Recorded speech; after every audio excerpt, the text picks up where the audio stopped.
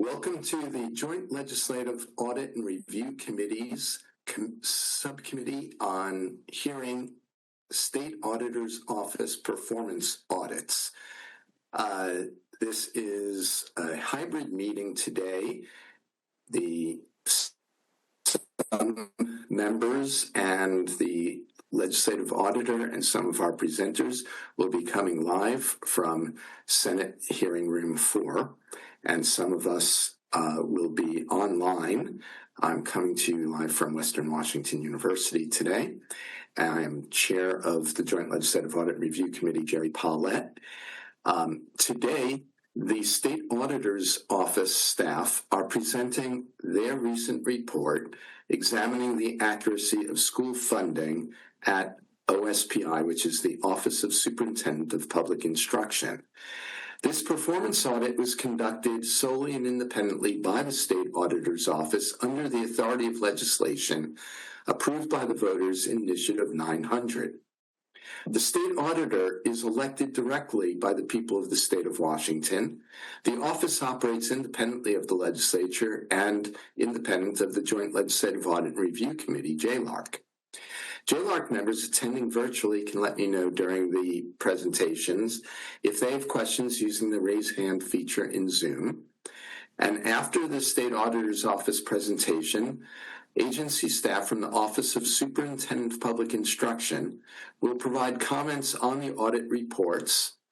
JLARC members will also have an opportunity to ask questions of the OSPI staff. We will take public testimony after the presentations and Q&A. Information about how to register for in-person and remote public testimony is on the legislature's website. Go to our agenda for today's meeting.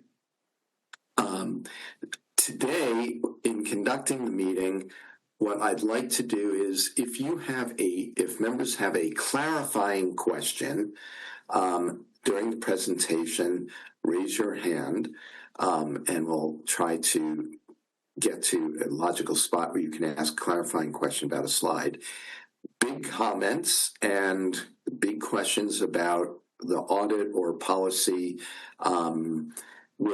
let's take them after the presentation is done, and then we'll hear from OSPI. So if you have a question that you'd like OSPI to respond to, please hold, or ask it if you would like both the state auditor's staff and OSPI to respond. Ask it of the auditor's staff, and then we'll repeat for the state OSPI staff.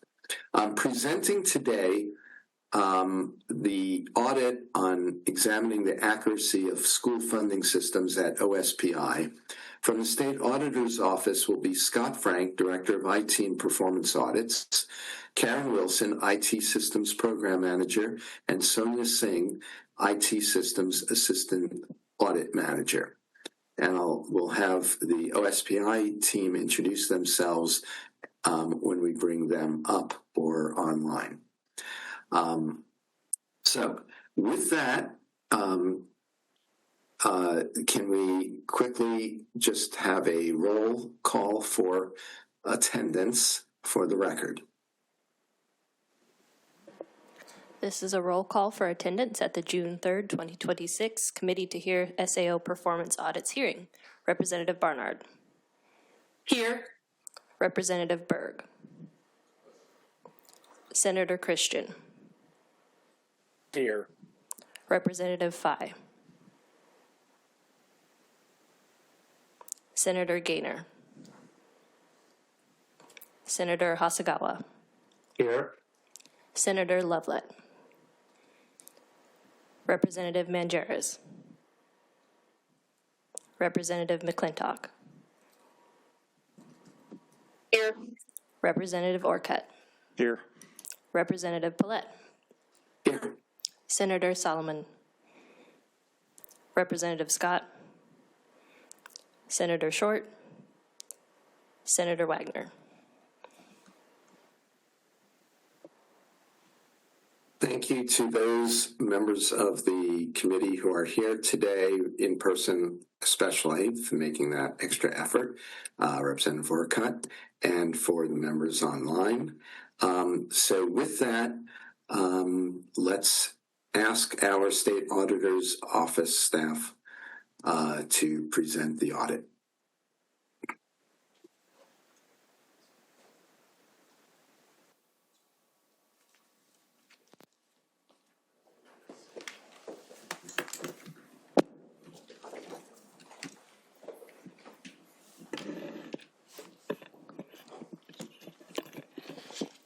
Okay, I'd like to thank the chair and the members of the committee. My name is Scott Frank. I'm the Director of Performance and IT Audit here at the Office of the Washington State Auditor. I'm here today joined by my colleagues, Karen Wilson and Sonia Singh. We're here to talk about our recent IT performance audit, looking at OSPI's apportionment system. Now, our office routinely conducts audits of school districts, including the information that they gather and report to OSPI as part of the apportionment process. We also conduct audits at OSPI each year because of them as a state agency. And while some of those audits have touched on pieces of the apportionment system over the years, today's report really represents the first comprehensive assessment of that system. Before we begin, I'd like to thank the staff and management at OSPI for their cooperation throughout the audit. In addition, I'd like to thank the staff and management at 3 school districts who provided extensive data to us for some of our detailed testing at the Kent, Federal Way, and Tacoma school districts. So with that, I'm going to hand this over to Karen, and she's going to start walking through the audit. Yes, thank you, Scott. I'm Karen Wilson. I am the supervisor and program manager over the system auditors who conducted this audit. And I'm going to start by giving a simplified example, an explanation over how apportionment funding works. So, OSPI plays a critical role in managing the disbursement of those fundings as just one of their many roles that support the education throughout Washington State. So first, we have the Washington State Constitution, which mandates that the legislature is responsible for funding the K through 12 education. Funding model is devised and developed through many revised codes of Washington chapters, Washington administrative codes, House and Senate bills. The legislature then appropriates educational funding and informs OSPI of the biennium amount related to the budget, and the budget is subject to change every budget cycle and more frequently as needed. To ensure that the money is properly distributed according to the actual activities of the school districts, OSPI gets all of the data from the 327 schools based off their actual activities. And then the 9 employees that make up the OSPI's School Apportionment and Financial Service Department compiles all of that information and processes the data through a complex monthly process. The large portion of apportionment funding is based on student and staffing information. It is calculated in a core system called the apportionment system, which is the focus of our audit. After OSPI determines the monthly allocation to the schools, it reports the information to the Washington State Treasurer, which disperses the money to the counties, and then the counties disperse it to the schools. This complex method of determining school funding has meant that school district financial managers cannot easily forecast their funding, nor can they confirm the accuracy of the funding received. As these schools rely on that monthly allocation to pay for their teachers and operations each month, we set out to answer a single question. Is OSPI's apportionment system sufficiently designed and managed to ensure accurate and reliable allocation of school funding? The results of our work fall into 3 areas. OSPI's apportionment system was designed to manage very complex calculations. However, we found that both the system and the infrastructure that it sits on were outdated, unstable, inefficient, and at high risk of errors and failures. State agencies are also required to put in place adequate controls over their systems. We found that OSPI had weak controls over the core application system as well as the feeder systems it relies on. And this poses risk that essential data used in the calculation may be incomplete or inaccurate. And finally, we reviewed the funding of 3 school districts by recalculating their 23-24 school year funding. And we were able to see that the system did calculate properly for that year. However, we did identify discrepancies between the state budget that was passed and the state laws that are in place to govern that funding. So to tell you more about our work, I'm going to hand it over to my Assistant Audit Manager, Sonia Singh.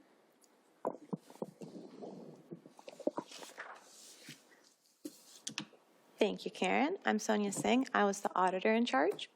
Our audit work focused on 2 of the steps that Karen shared earlier about what data districts apply and about that big orange circle about what OSPI does. Districts upload data related to enrollment, staffing, transportation, and more into 8 OSPI managed feeder systems. That's what those colorful boxes represent. You'll see on the screen. OSPI's apportionment team reviews the data in all these feeder systems, and they make necessary modifications like decimal formatting, and they transfer data amongst them that's needed. With the addition of the state law budget apportionments for K through 12 education, that kind of grayish box on the bottom, this and the rainbow, they all get pulled and processed into the core apportionment system. The core apportionment system is programmed to perform monthly multi-layered calculations. These are mostly automated, although staff do make some manual adjustments. Once the apportionment software suite completes its calculations, staff produce reports that then get sent to the treasurer's office. Our audit found the entire suite of applications relies on an infrastructure foundation, including its hardware, software, data backups, networks, and other related services that was established in 2008.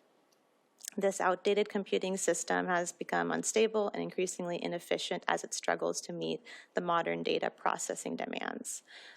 Couple examples. So one is related to a bunch of failed backups consuming all the storage available on the infrastructure, causing a couple systems to halt or not be available for 3 days. Another example is the apportionment system unable to maintain data reports and previous months' calculations, making it impossible for staff to review or regenerate calculations made in earlier periods. OSPI staff said both they and their third-party vendors supporting the system struggle to address some of these weaknesses. Nonetheless, a 2024 report OSPI commissioned said the apportionment system was at high risk for failure. Legislative amendments to school funding formulas, such as changes to school data reporting requirements, mean OSPI staff must frequently modify calculation formulas in the apportionment system. The difficulties in making these frequent modifications in the outdated system means staff resort to manual workarounds. An example of what I mean by manual workaround is we found that OSPI had not maintained an automated data transfer between one of those rainbow systems and the apportionment system. Staff had to prioritize making modifications that were caused by changes in statutory requirements instead of addressing that broken data transfer. Because of this, OSPI and district staff had to take additional time to enter data into 3 instead of 2 systems, then manually combine that and reorganize it for it to be properly processed in the apportionment system. This adds time to staff while also increases the risk of introducing errors in school data. This could lead to incorrect calculations that could under or overfund district. I talked about the size of the apportionment suite of systems and how it's outdated and unstable. Now I'm going to talk about the controls in place. WATEC sets out state IT standards that require agencies to consider 4 attributes of data for data management when setting up system controls. That's the complete, accurate, secure, and reliable. You'll hear me say that a couple more times, but data should be complete, accurate, secure, and reliable. You'll see in the illustration on one side what it looks like to have all those attributes being met, and then on the other side with those red font is where it's not meeting it. Those attributes I just went over, they all feed into the different control areas that you see on the screen. We expect the agency to have strong controls to ensure data is complete, accurate, secure, and reliable. Instead, we found the agency lacked controls in these areas. The report provides details about the findings in all 5 of the areas. For the presentation, though, I'm just going to be focusing on 3 of those areas in red: the general IT control, the system input, and the oversight and monitoring. I'm going to start with the general IT controls. So staff from our office bring this committee annual updates about our cybersecurity audits, and so you may be familiar with the limitations we place around details of our results that may affect IT security. The public report for this report also does not disclose details about the lack of OSPI's general IT controls. However, it does discuss OSPI's results related to previous audit works our team has performed. For example, our 2023 report on controls to manage outdated computer applications highlights the problems that affect older IT systems. In the case of OSPI's apportionment system, we found the agency had not developed a plan for replacing the outdated feeder systems despite the fact that they have known reliability concerns. In another example, our 2020 report on data backup and disaster recoveries examined problems arising when agencies fail to adequately back up their data or plan to recover from a disaster affecting IT systems. OSPI has already experienced issues in backup program, and even though its IT team has begun looking into better storage capacities, without proper plans for both backup and recovery, simply improving that storage is not going to be sufficient. The next control I'm going to talk about is data input. So these controls help ensure correct data is entered in the system that will need to store or process it. An example of an input control, it can be, say, for a form. It's an automated check that all data fields that should have data do before allowing the form to be submitted. That like annoying little asterisk that's on the form that won't go away until you fill out all the fields is that example. What we found was OSPI lacked controls to ensure school districts have submitted all necessary information before running the apportionment calculation. If incomplete or inaccurate school data is entered, this could affect the calculation process and the amount of funding allocated to the districts. An input weakness we found was related to revising inputs.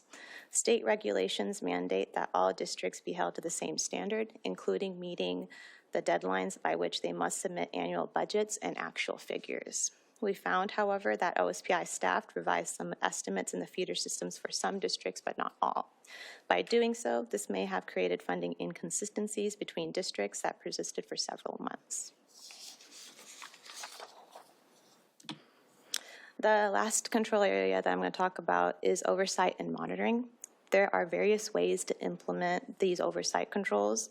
A good starting point is to document the best understanding of the staff's current processes, and then evaluate that documentation, evaluate that practice, or both until it's all accurate and reflected correctly. It's equally important to document the internal controls put in place to ensure correct operations. So why does it matter if you need to document all this? Doing so helps ensure staff or third-party contractors perform tasks consistently, helps managers hold staff accountable for their processes, as well as maintaining the quality of the work. We found OSPI lacks comprehensive documentation of internal controls and data information flow. They have not documented exactly how the apportionment calculation is processed. Instead, they rely on staff memory and incomplete records to perform monthly apportionment calculations. This makes that oversight of staff and operations difficult. We talked about lack of controls and lack of documentation. Something else that we're going to talk about is lack of knowledgeable personnel. In the 2024 third-party review of the apportionment suite, they covered OSPI relies entirely on the suite vendor for support and to make changes to any of its systems. To take that further, as we worked with the apportionment team during this audit, we discovered that only a few people within the agency understood the system's complexity, and even then their understanding was specific to small areas and not the complete process. OSPI relies on a handful of people in the apportionment team to manage different portions of the apportionment calculation and rely almost entirely on their personal experiences and memories of performing their jobs. The documented procedure manual does not always tie activities across teams or procedural silos. Although OSPI may have some controls in place, the controls are insufficient to provide assurance that the apportionment system overall will continue to be reliable in the future. This is especially the case given the volume and complexity of OSPI's calculation only increases with each passing year and just having that lack of personnels. We talked about the lack of controls, the lack of documentation, the lack of personnel. I'm going to move on and talk a little bit more about testing the apportionment system and this complicated formula. Our testing focused on two things. Was the system functioning accurately? So was the system doing what it was supposed to do? And then was the system designed correctly? Was the right formula put into place in the system? We created our own calculation tool using the limited documentation about the system that the apportionment team were able to provide. And we evaluated the state laws, the state budget, and other sources to see if the variables in the design of the application were correct. So this is a very complex calculation with so many programs and variables. We did not attempt to calculate the entire thing. We did 78% of the funding assigned to basic education and the state allotted amount for special education. We also limited this testing down to 3 districts using their data as test cases. Replicating this calculation work on a larger scale would have required more substantial resources and just was not feasible during the scope of our audit. So remember, Karen talked about apportionment is affected by nearly 80 RCWs, WACs, the Senate bills, House bills, and in the limited funding that we reviewed, we identified 128 inputs and 119 layers of calculation. During our work, we identified 9 input values with minor discrepancies between what state law said and what was in the OSPI's calculation. We dug a little further into that, and these 9 inputs were small differences between the values specified in the state budget and the state law. OSPI made changes to ensure the formula in the apportionment system allocation matched what the funding was that it received from the state budget to distribute to school districts. I just want to emphasize that this limited review captures only the formulas and calculations applied in the 2023-2024 school year. While OSPI may correct these discrepancies in its calculations, our work cannot predict the effect of future changes to the funding formula by the legislature or the apportionment system at OSPI. The broader issues we identified in OSPI's current issues that software, infrastructure, human processes must be resolved before the agency can offer assurance that the apportionment system will calculate school funding apportionment accurately in the future.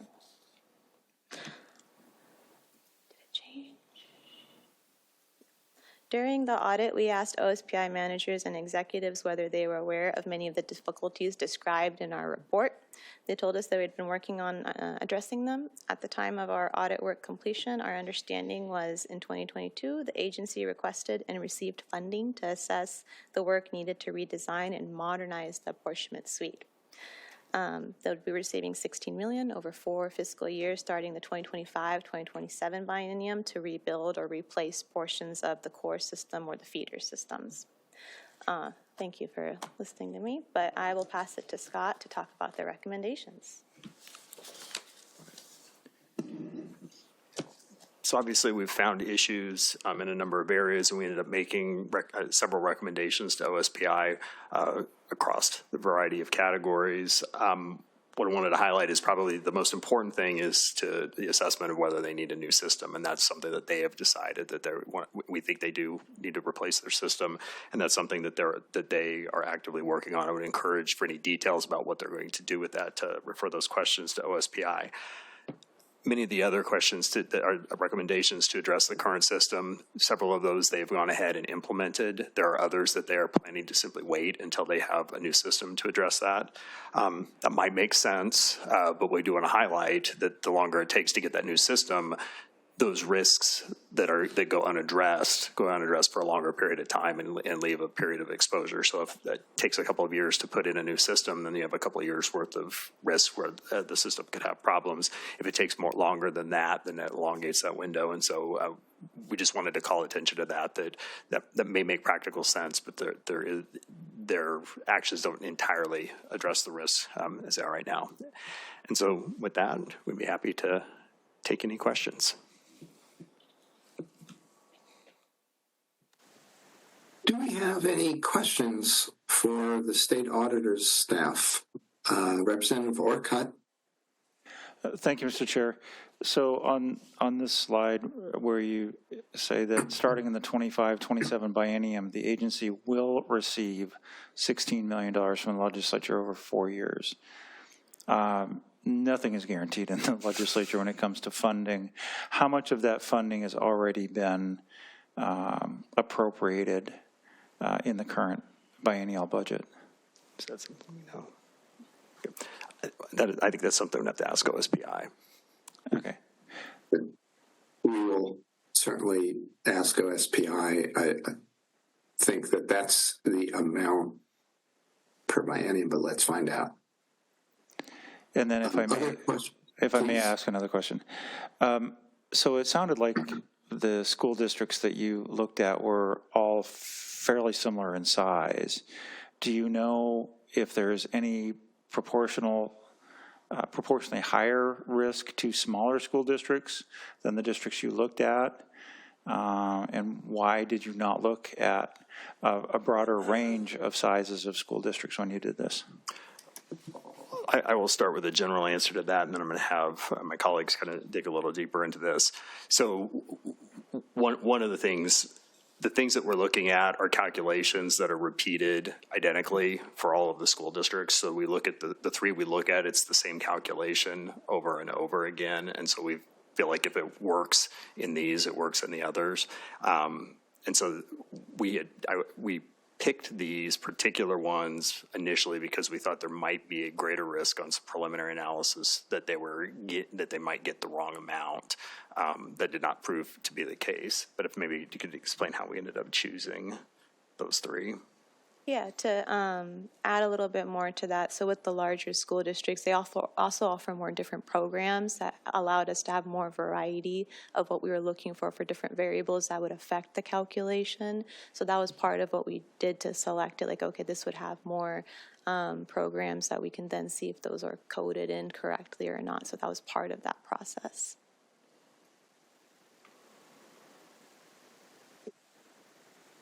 I know we've had another member join us on the podium, and from my little tiny window on Zoom, I can't tell who's joined. So can we introduce? Yes, I'm Representative Jake Fye from the 27th District in Tacoma. It looks like it's one of the school districts you took a look at. Thank you, Rep. Fye. Sorry, you're so small on my Zoom screen that all I could see is there was someone else up there.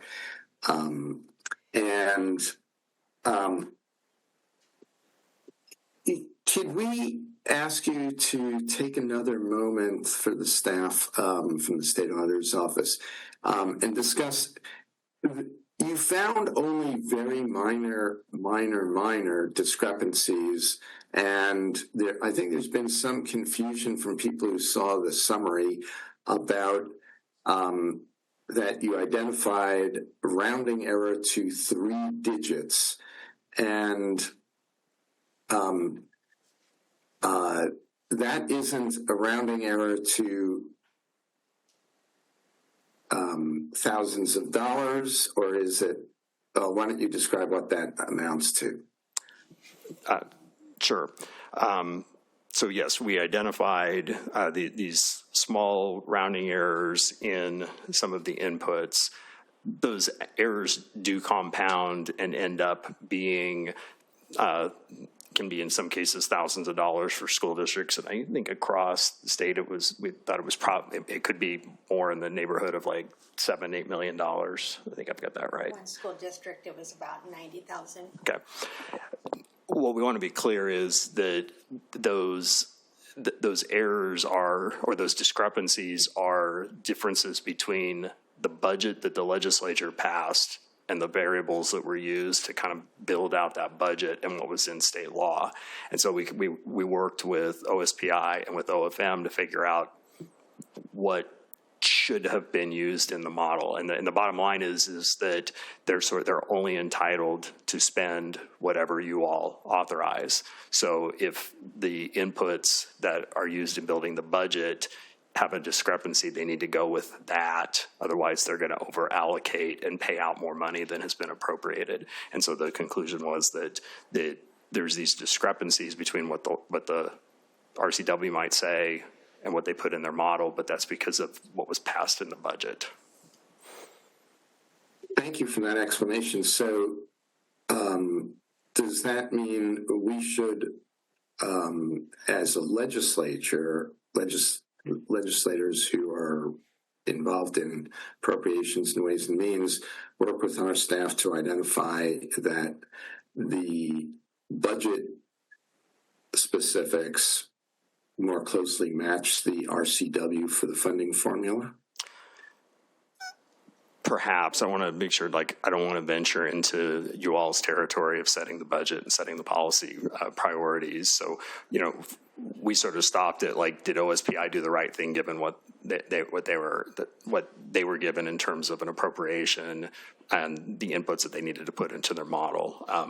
In order to make it all square away, then yes, the variables used by the legislature in creating the budget would need to match what's in the RCWs.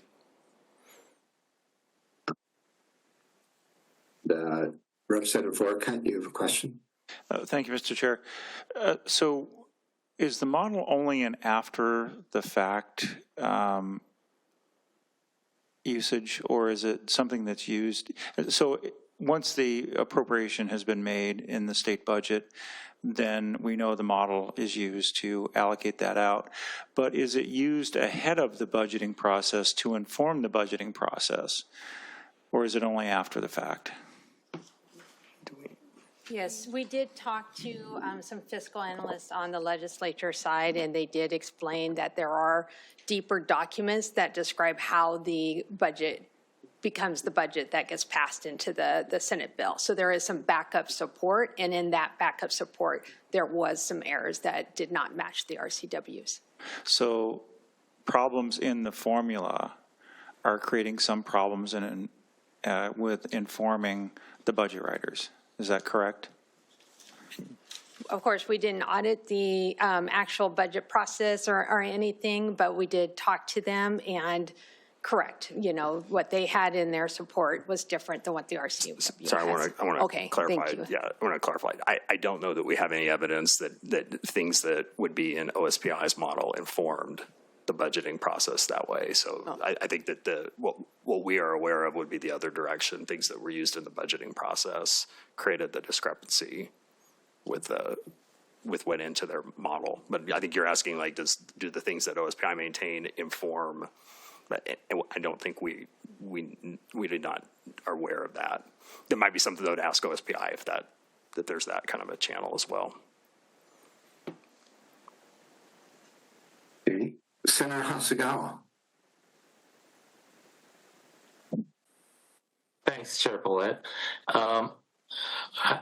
Just coming at this from a total layperson's perspective, but it sounds like there's administrative side of the audit, and then there's an IT side to the audit that has talking about the potential for catastrophic failures in the IT system, the hardware itself, I guess, or incapacity to handle the data that's being inputted correctly.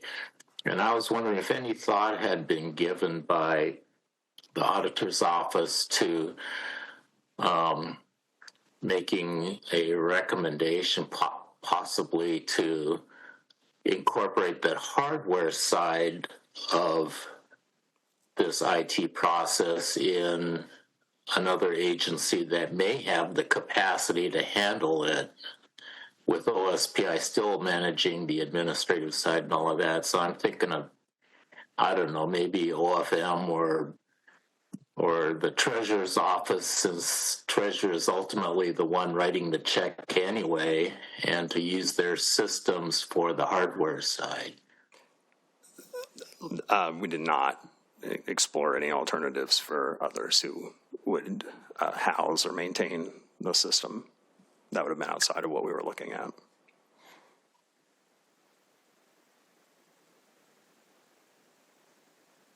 Okay, thank you.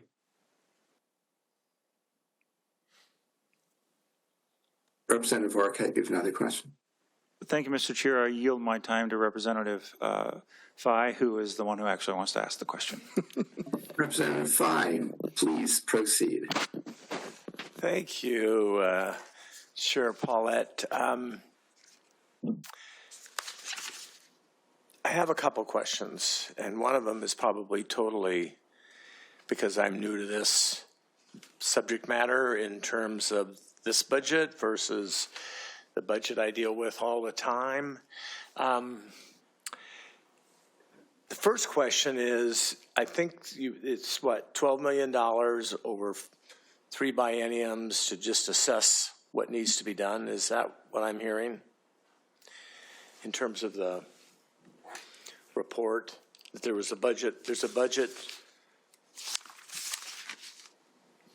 16 million over 4 fiscal years, and that's just to assess what needs to be done. Is that correct with the system? So that one might be an OSPI more question that they can tell you about in greater detail. In 2022, they had assessed the system and done all that, and so then the 16 was supposed to be on top. That's an addition that they were going to hopefully get for the future fiscal years to either replace or rebuild portions of the application. So because I don't deal with this subject matter, I guess I'll ask the question. I'll word it in the terms of a question. It strikes me that there's a lot of data, a lot of complication. And I know it's important to make sure that the school districts are funded appropriately, but it strikes me that there might be a reason to look at whether we're overcomplicating this whole system. And is your intention maybe to look at whether it could be a little bit more simplified and understood, and have maybe less factors in all this? Because you've got a very complicated computer software systems and a bunch of different inputs into it. And I guess I have to ask the question at the end of the day, how much does that matter? And to what benefit all this complication, what that does for the school districts and for the state's purpose of funding education? So I'm going to kind of return to, I guess from the perspective of having a formula that's easier to support with a system, simpler would probably be better. That being said, this is your territory as the legislature to get to decide how we're going to fund schools and how and what the formula is going to look like. And whatever system OSPI has needs to be robust enough to handle whatever the legislature, however the legislature chooses to do that. In terms of, are we in a position to evaluate, are there too many factors? Should this be simplified? That's just not something we tackle in a system audit like this. We're looking at the computer system itself and whether it is up to the task. So that's why I'm kind of dodging because there's going to be, it's not something we would look at. That question, that would be a policy question for you all. If I could follow up. Yes, please. Yep. So I understand roles are important, right? But I think the average citizen out there, when they understand that the state auditor has authority to do performance audits, right? As an independent official, not beholden to the legislature or to other executive branches like the Superintendent of Public Instruction, it strikes me that this might be a fruitful area for some conversation about whether there's enough benefit for all the work, the complication, and the expense, not only at SPI, but at the individual school districts to apportion the funding in such a way that, I think what I heard, what I saw in here was you have only a couple of remnants of people that actually even can understand and explain it. I think if that's a conversation we could have as to whether there's a project to be had here to take a look at that, but that would definitely be outside of what we have done here with this systems work. Representative Fye, when OSPI comes up, I will be asking them, I think, a related question. So this kind of a heads up about there are discussions about dramatically changing the funding formula for school funding from prototypical school funding formula, which is a bizarre system and then has all these individual add-ons that appear to greatly complicate the apportionment, to something that tracks funding per student. And will this upgrade be able to more effectively track that and handle it if there is a future change to a new per student funding formula? I think that's maybe getting at something you're asking, and we'll ask OSPI that. Senator Hasagawa, and then we'll move on to hear from OSPI. Yeah, thanks, Chair Follett. Sorry for another question. I'm just trying to understand what the system looks like overall. So OSPI has its own computer system, is that right? And then every school district has its own system and is inputting it separately, and so it's redundantly the data is being re-entered into OSPI system, is how I'm hearing the system works. But then each individual school, because you said that the money is distributed directly to the schools, I didn't hear that it was distributed to the school districts, which I thought it was. So I'm curious, how many different layers of computer systems are we working on, and might it not be more efficient just to have school districts owning a piece of the OSPI's server and using it for what they will, and then having that data go directly to OSPI that way? Thank you. I can try to answer that one. So the school districts do have the ability to enter into those that rainbow systems. Like, they do have the ability to enter their data in. They only get to access that portion where they're just putting their information into the feeder systems that OSPI has. Yes, they will have their own accounting softwares at each individual school district for their own record keeping, their own accountabilities. So they have that side of it. And then yes, then the feeder systems do get accessed with OSPI staff, the district staff. If there's, for example, a school district needs to resubmit a report or resubmit data, the school district will upload into that feeder system as necessary. And then to answer your other part of the question related to the payments. Yes, it goes through the Treasury, which goes to the county. The county then gives it to the school district. Yes, you're correct. It goes to the school districts individually, who will then do their distribution per individual school. Okay, thanks. So I get a follow-up, Mr. Chair. I know you're pressing for time, but we're good. How many times is requested data that needs to be collected or reported, how many times is it being re-entered into a system? I know that data is processed monthly, so school districts are uploading data monthly to OSPI systems. I don't know how often. It depends on how often, if they need to re-enter, if there's something. I see. Okay. Thank you. Do we have another question from the podium? Yeah, thank you, Mr. Chair. I just want to kind of follow up on your response. Senator Hasagawa was talking about inputting data and you're talking about uploading data. Can you talk about the data is input one time and then it's uploaded to the computer system by the school district to OSPI's computer system? So there's no actual additional data entry. It's entered one time at the school district and then just uploaded and goes into the OSPI system, is that correct? It depends on the feeder system. Some of the feeder systems, they are able to upload data. Some of the feeder systems, they have to manually enter in information. So it just depends on which feeder system, what type of data is being uploaded or inputted. Okay. So thank you very much to our state auditor's office staff. And now I'd like to call up our Superintendent of Public Instruction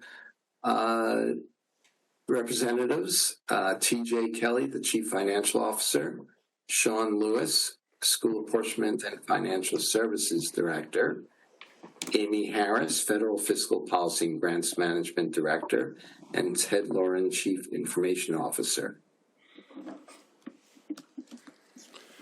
Good afternoon. Thank you, Chair Paulette and members of the committee. My name is T.J. Kelly. I'm the Chief Financial Officer with the agency. I've been with the agency 16 years and in my current role for 8. You want to introduce yourself? Yeah, my name's Sean Lewis. I'm the Director of School Apportionment and Financial Services.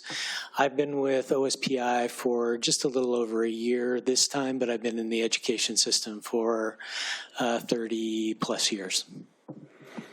So I'm going to provide a little bit of context and perhaps answer some of the questions that were asked just here recently, and then Sean will walk through the specific agency response to the audit, and we'll see where that conversation goes.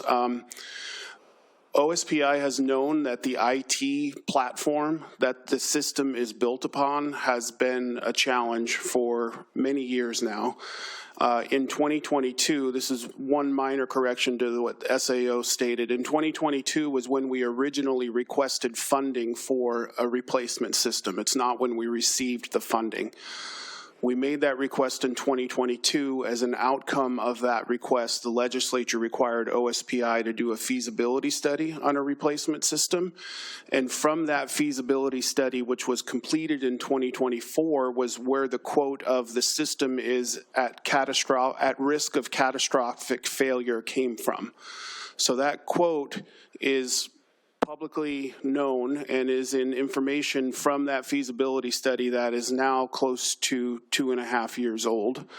That feasibility study was utilized in legislative discussions to provide OSPI with funding for a new system, so thank you very much for that. And that is $16 million over 4 fiscal years, and that money is in the state IT pool. So we have to go through the strict OCIO gated funding oversight process with OCIO oversight and OFM approval at each step of the process as we build our new system to ensure that the new system conforms with all of the requirements and is moving along on time and on budget. Now, with respect to the accuracy of the system, it's a complex system with many different calculations and many different steps. And as we all know, when you do a simple math problem, whether you round after the first step of the calculation or you do all the calculations and round after, you're going to get slightly different results. When you do that with a $12 billion system, there's going to be some breakage, and that's normal. And that's not a legislative red flag. It's just part of the complexity of the system that we have to maneuver. And I'll also add that I don't know if you've met a school district CFO before, but they are very detailed and very meticulous. And so our outputs of this apportionment process and this funding system are pseudo-audited by school business officers every single time we generate an apportionment report, every month throughout the entire school year. So trust me, if there was a significant problem, we would know about it. So with that, I'm going to turn it over to Sean, and he'll kind of walk through some specific responses to the audit. Thank you, TJ. Just generally in terms of our response to the audit, we first want to thank the auditor's office for spending as much time looking at the system. And we generally agree with the conclusions they reached. In total, related to their first big umbrella, the fact that we do need a new infrastructure system, new software system, new platform that is not based on 2008 technology, that allows us to utilize new tools for internal controls. All of that is absolutely true. And again, as TJ said, we appreciate the legislature investing in the IT pool and allowing us to utilize that to develop a new state-of-the-art system for calculating. We think about the apportionment system in 3 different ways. One, a collection system. Second, a calculation engine, and third, a reporting system, both a reporting system for school districts and for the public. But the real work that the auditors did was really focused on that calculation hub, the calculation engine of the system. And so we agree that that calculation engine, along with the other segments, need to be upgraded. We also agree that we've got work to do on internal controls. Mostly system internal controls. Yes, there have been changes to legislative documents and budget requirements, RCWs that have required us to do things outside the system. I'll give you an example of K-3 compliance. Districts are required to have staffing ratios of 17:1 in grades K through 3 or less. If they have more than that, they don't receive funding. They only receive funding to the extent that they utilize the staff. That was a new requirement since we developed the system, and we didn't have that built in the system. It was easier for us and more accurate for us to develop an Excel model that takes data out of our personnel reporting system and our enrollment system, do the calculation, and then load that as a single Excel file into our apportionment system to ensure compliance and to to reduce funding where necessary. It was both cheaper and more expedient for us, and so we decided to do it outside the system. Would we have loved to do it inside the system with unlimited resources? Absolutely, we would. But in each legislative change, we have to make a decision about what's best in terms of funding availability and how we manage the system on a daily basis. And some of that is what the auditor's office talked about, practicality versus ideal situation. We do our best to try to take into account all of the needs of the education system, operate on a practical basis, but implement compensating controls where the system controls are not available. In terms of controls overall, we also agree that there are some personnel controls that need to be put in place. There are some things we disagree with the auditor's office about. That might not be a surprise to everybody. We certainly agree that we have a small number of staff who are involved in this. Smaller over the last couple years. There have been administrative reductions made, but in the budget, we used to be 9, now we're 8. Next year we may be 7 FTE. And so we are trying to figure out how to best manage the system with limited personnel. And in many cases, we agree that we did not have as much documentation as we would like in terms of how system processes work. We are actively working on updating our desk manuals, desk processes, but we are also being mindful that in 2 short years, we'll be transitioning to a new system for the 2028-29 school year. So we only want to put in as much resources in the current system as necessary to ensure accuracy, completeness, and really focus on making sure the new system is accurate and complete.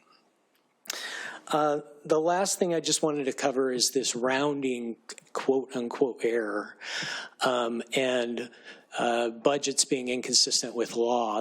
None of that is correct.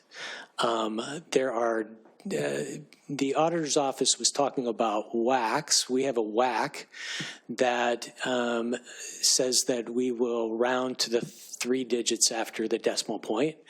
That is not a state law. That is an agency rule that we put in place prior to the last time the system was updated.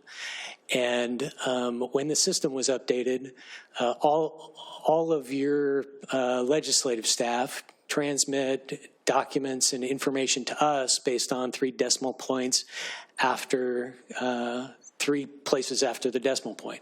So an example of that is we are allocated for principals at 3.130 principals per 1,000 students.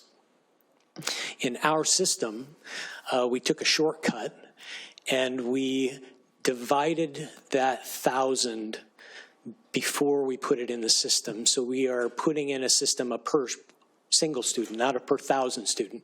So instead of 3.130, we put in per 1,000, we put in 0.003130. No difference in the calculation, no difference. We limited one field.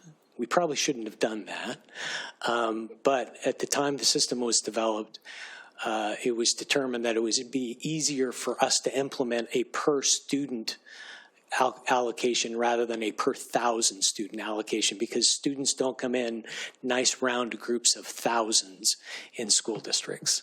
So there was no error. It is not a budget inconsistent with your statutes. It is a budget that is very consistent with your statutes. Our system, consistent with statutes and budget, neither one of them necessarily none of that needs to change. What we need to do is update our WAC. So I just want to make sure everyone knows we didn't under allocate $8 million. We didn't over allocate $8 million. And this is not a breakage in the system more than how we implemented the system at the time it was put in place. I think I should stop there and wait for all of the good questions that senators and representatives have. If I can add on one quick thing to Sean's comment. So the question earlier about the model. So the model is actually owned by LEAP, and it is jointly used by OFM, House and Senate fiscal staff, and OSPI through the budget building process. So the model is used to create maintenance level, carry forward level, a lot of different budgeting scenarios. And then as you as a legislative body go through and make your budgeting decisions and pass bills, that model gets updated. So at the end of the legislative session, we have that model that is provided to us from ledge fiscal staff that matches the budget that you just passed. And then that from that is where we take the ratios and inputs to plug into the apportionment system to ensure accurate payment for the upcoming school year.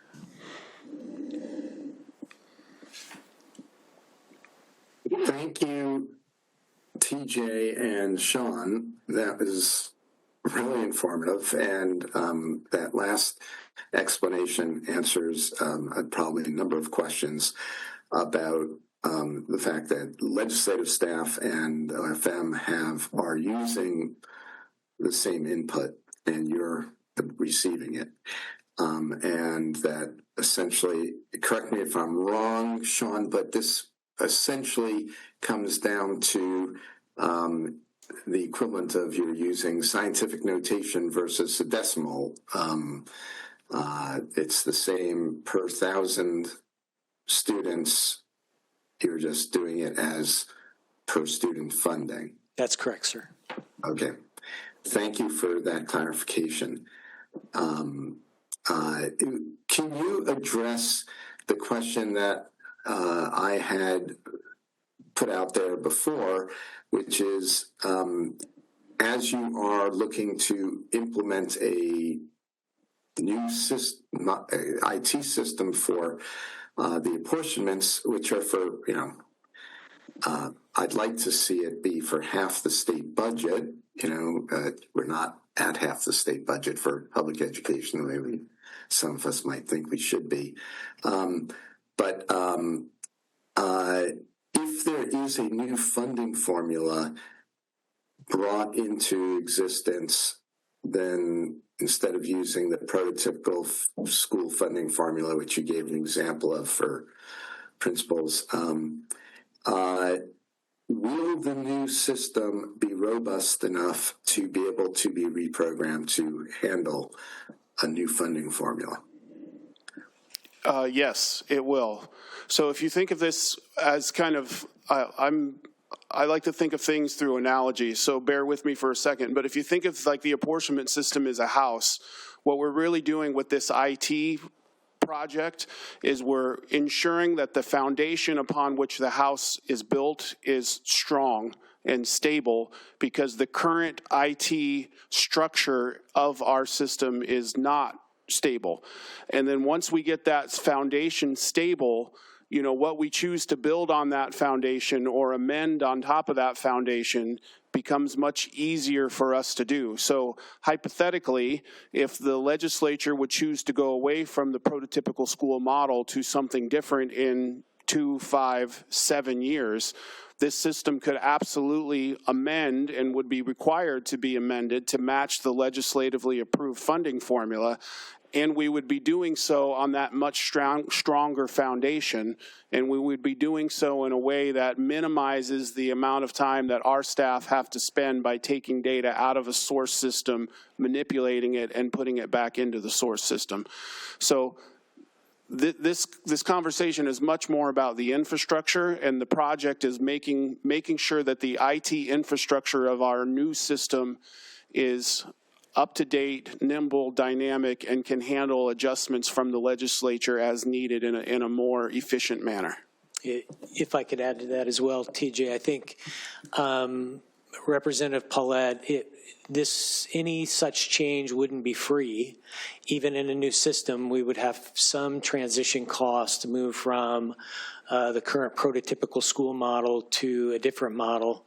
But in our current system, if you asked us to do it, we might have to move to an Excel spreadsheet for distribution because the current system just simply would not be able to be updated in that type of way. The new platform that we are moving to, we intend to utilize contractors to a much less degree. We've hired an internal staff IT person to work on this system, and our staff should be able to do the lion's share of any types of upgrades from one funding formula to another. If we're going to use the house analogy that TJ used, it seems to me that the 2008 system, for which essentially we're apportioning half the state budget, is a house with which a huff and a puff could blow the house down. You don't have to answer that. Yeah, I mean, there are significant IT risks, and those are all identified in the feasibility study.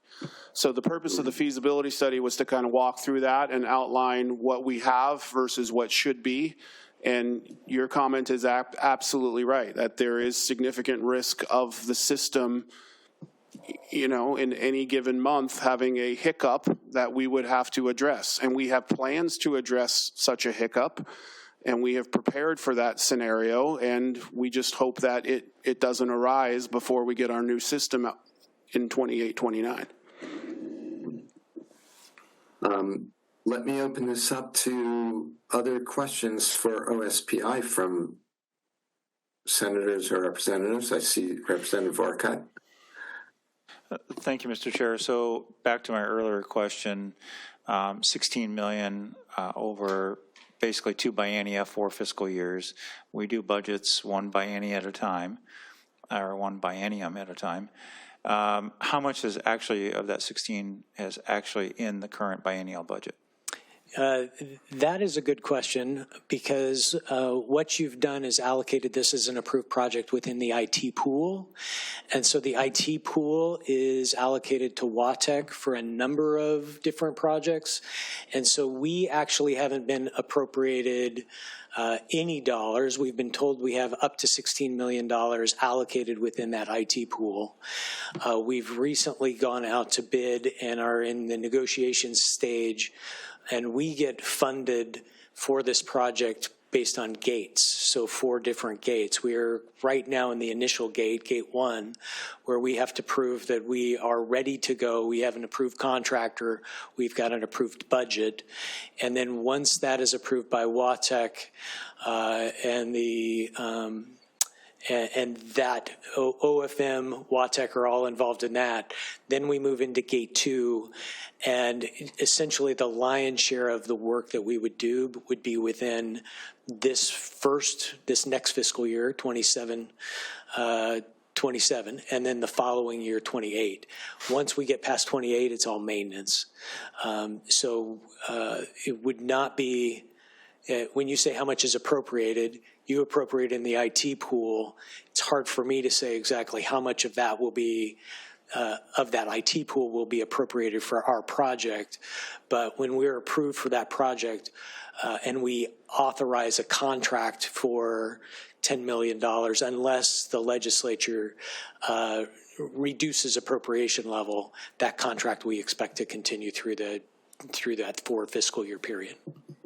So my only concern is we seem to have deficits every time we show up in Olympia, and if you don't actually have it in this current biennial budget, you may not get it in the next one. So I was just trying to figure out how much of it was really already appropriated and how much is just, appropriated on paper. Yeah, as Sean stated, it's part of what's in the IT pool. And the IT pool is funded, in aggregate based on all the projects that are in there, but it's not a specific number, so we don't know. The contract that we're establishing is established based on the fact that we're going to spend $13 million this biennium, and then the residual is going to be the maintenance that bleeds into next biennium. But like I said, there's no specific number provided to us.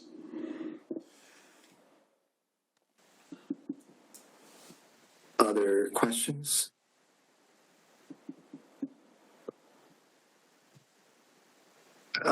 The conversation we've just been having is about the contract. You mentioned the potential that you might have a staff reduction down to 7 people. Obviously, if you anticipate for additional staff, then that would be in the budget, the biennial budget, right? And a budget request for next year. Yeah, I can't speak to, maybe TJ can, I can't speak to what the agency budget request will be. We go through the same processes as other agencies in terms of submitting a budget to OFM. But I think, as all you know, there have been budget challenges for the state of Washington overall, and agencies have been asked to make reductions administratively. We have gotten those asks. We make decisions about where to hire staff and where we reduce staff based on needs. I indicated earlier that we are increasing the number of IT staff to dedicate IT resources to school apportionment and financial services. So we're adding a staff person there, hopefully to not rely on as much contracted services in the long term. But part of that give and take is also having to decide how much staff you can have on the operational side. So we operate within the appropriations that you all provide us. We do the best we can to operate efficiently and effectively. And at this point, it looks like we're going to right now make a decision to reduce the number of staff on the operational side. We may or may not ask for budget increases overall at the agency, and if we do, it may not be within my department. It may be within a different department that has a higher priority. Any other questions? Going once, going twice. Sold. Right. Just kidding. We're sold. Or the old system is sold and the new one will be brought in. Make it so. Thank you. I want to thank the state auditor staff and the superintendent of public instruction staff. At this time, we are open for any public testimony if anyone is in person asking to testify, and have we had anyone sign up for public testimony online?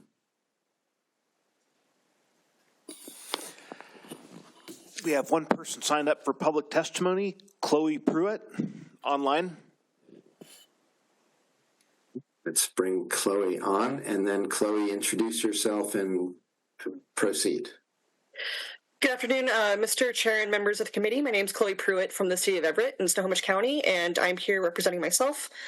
I support the Office of the Superintendent of Public Instruction to address this issue further because Washington's school funding system is too important to be operating with the level of risk identified in the state auditor's review. The system is responsible for distributing funding to more than 1 million students and managing roughly $30 billion in a biennium. This is not a background administrative function. It's the mechanism that determines whether school districts can reliably pay staff and operate schools every month. The audit shows that the system has grown into a fragmented structure built on aging 2008 era infrastructure and now dependent on 8 interconnected applications that require constant adjustments to respond to legislative changes. And in practice, this means that the system is not fully stable or self-sustaining and often relies on manual workarounds to produce results.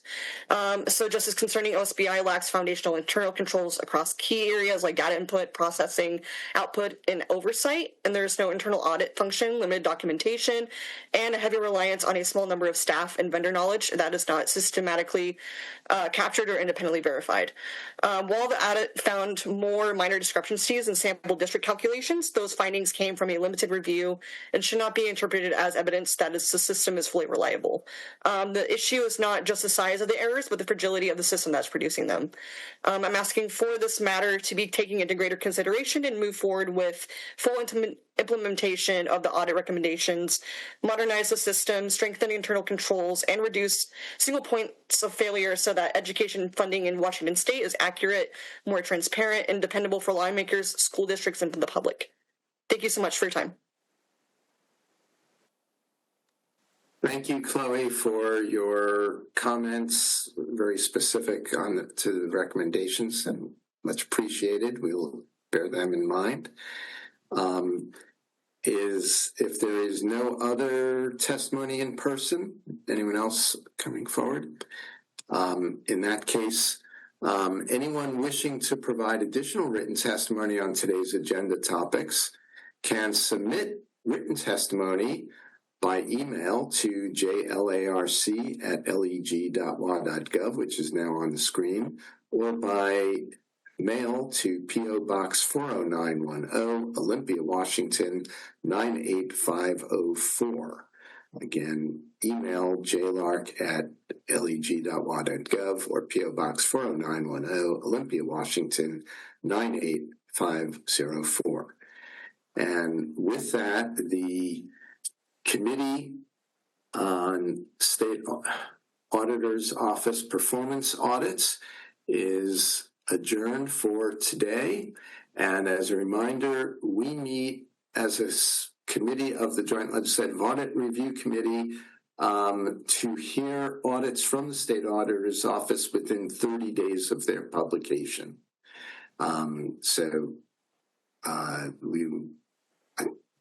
We will have a full meeting in July for the committee, right? Eric? Yes, full JLERC committee meeting on July 15. And that will be a very busy meeting. Okay. Look forward to seeing everyone then. And until then, thank you all, and we are adjourned.